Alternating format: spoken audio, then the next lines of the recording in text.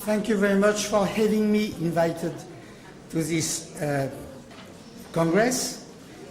I would like to thank you, and my focus will be devoted mainly to patients.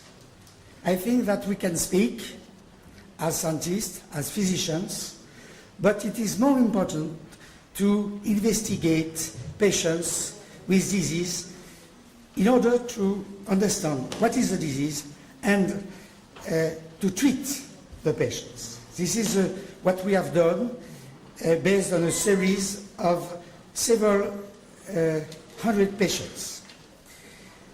I would like to present me. I am professor in medical oncology in Paris, and you may ask the question, why an oncologist is now working on electromagnetic hypersensitivity or MCS.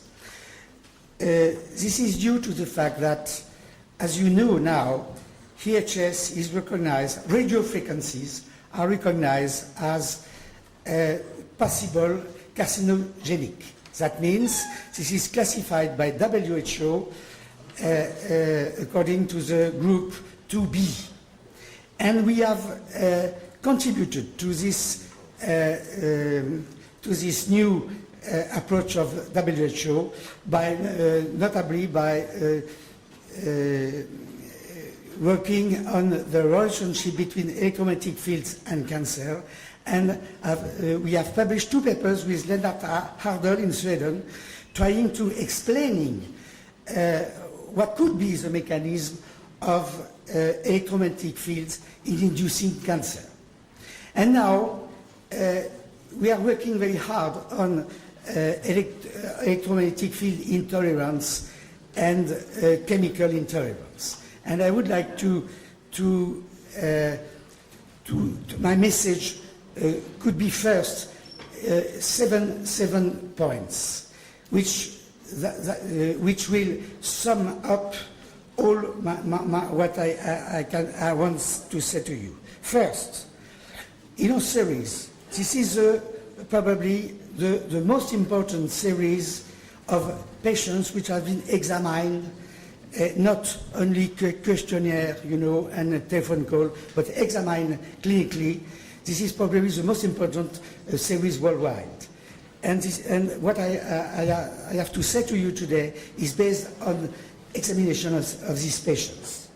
First, 15% of self-reporting HHS or MCS patients are not associated with EHS or MCS.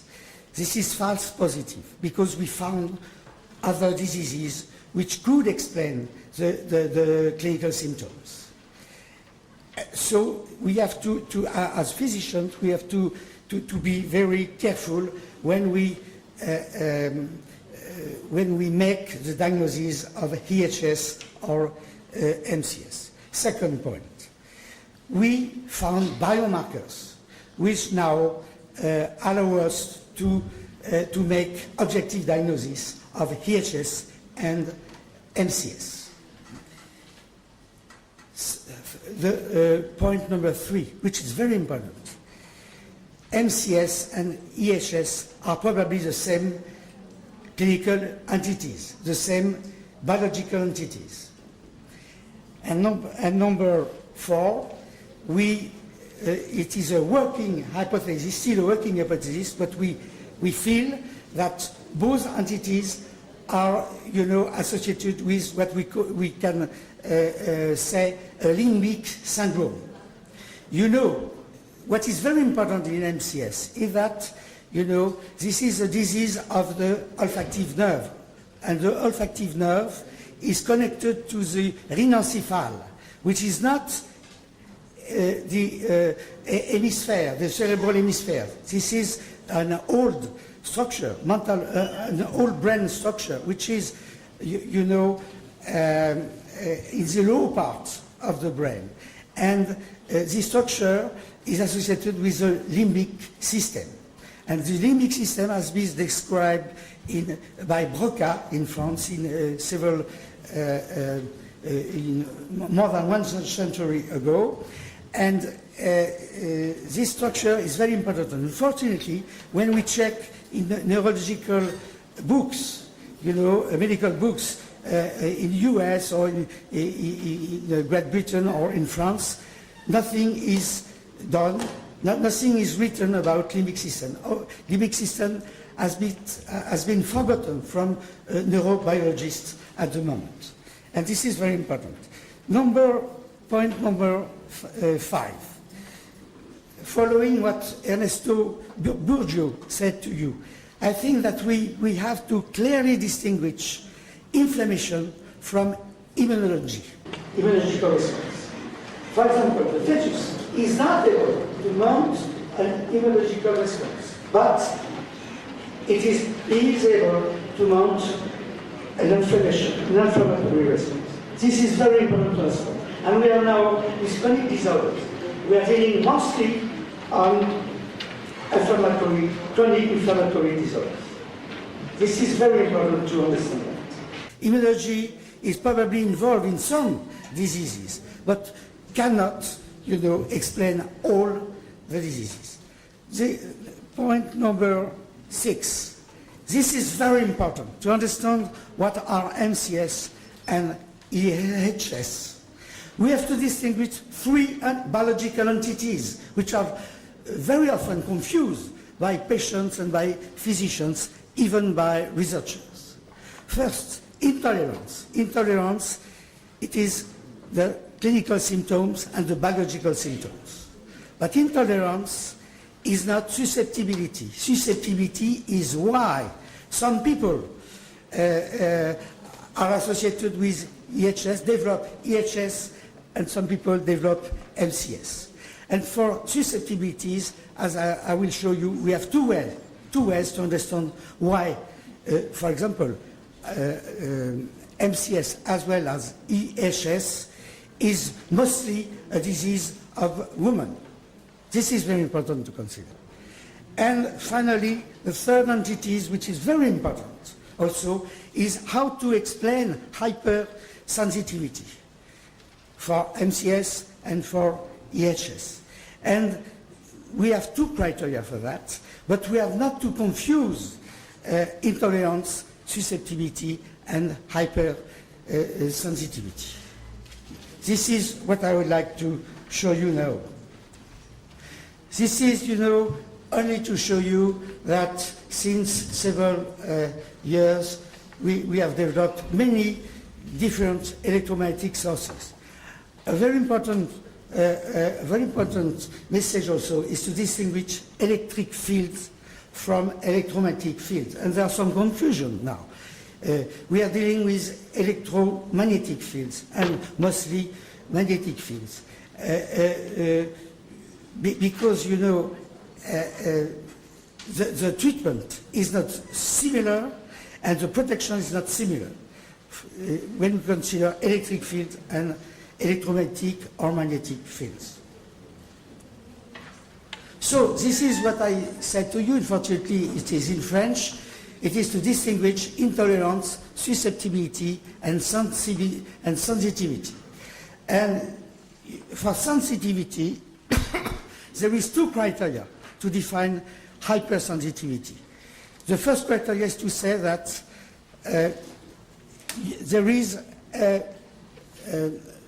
decrease in the tolerance threshold. That means that patients at the beginning are intolerant to normal intensity of electromagnetic fields. But as far as the disease progresses, the hypersensitivity increase, and that means that the patient is intolerant to low intensity of electromagnetic fields. So you have, a decrease in the tolerance threshold.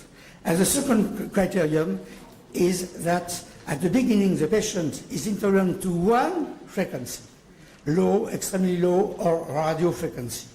And with the disease, when the disease progresses, this is all the electromagnetic fields which is concerned with intolerance. That means that you have two criteria now to define clearly, scientifically, what is hypersensitivity. And it is similar for MCS. That means that at the beginning it's normal concentration of chemicals which is concerned, and when the disease is present, this is a decrease in the concentration for the intolerance. Okay, so why we use the term intolerance in our approach instead of hypersensitivity? This is only due to the fact that we use the term which is recognized by WHO. So this is unfortunately in French, but you can see that we investigated between June 2008 and January 2012 more than 500 patients which were self-reporting as VHS. And 400 patients have been investigated with, I will explain to you what we do. It's brain echo Doppler, pulse echo Doppler. But you see that 15 patients were not associated with what we call syndrome d'intolérance au champ électromagnétique, CISM, which is electromagnetic field intolerance syndrome. So 15% are not, could not have a confirmed diagnosis of intolerance to electromagnetic fields. This is the first 400 patients examined. 3 out of 4 were women. So there is a susceptibility per woman. And what is very interesting is that it is a similar figure for MCS. And what is very interesting also, this is the same figure for Alzheimer's disease.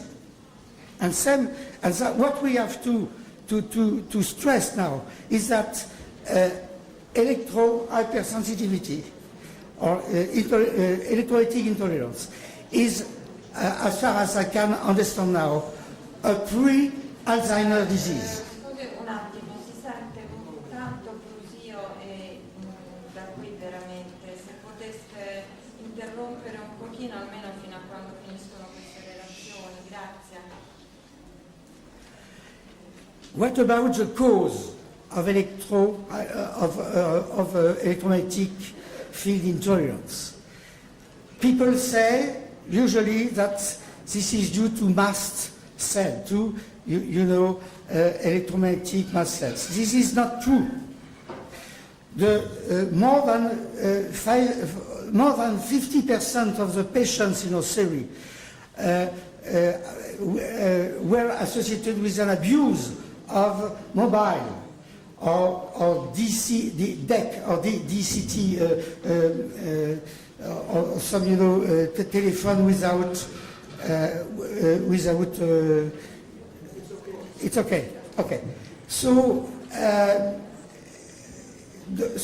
we have to be clear on that for recommendations, that the abuse of mobile is very important because it is in more than 50% of the cases the cause of electromagnetic field intolerance.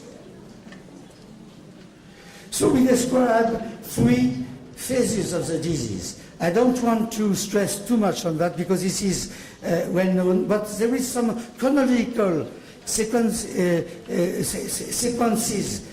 for the clinical appearance of the syndrome. So there is an inaugural first phase which is related to the stress, and a state phase which is mainly concerned, mainly associated with immediate memory loss and deficit in concentration. But there is many clinical forms, including fibromyalgia, for example, which in my mind is one clinical form of electromagnetic field intolerance, or maybe chemical intolerance too. So what we did is to first to listen patients. And I think that how can we manage with epidemiological studies when you are dealing with patients who have cognitive difficulties, cognitive symptoms, you know, so cognitive deficiencies. So it's not possible to have a good questionnaire. So negative epidemiological studies do not need the lack of disease. This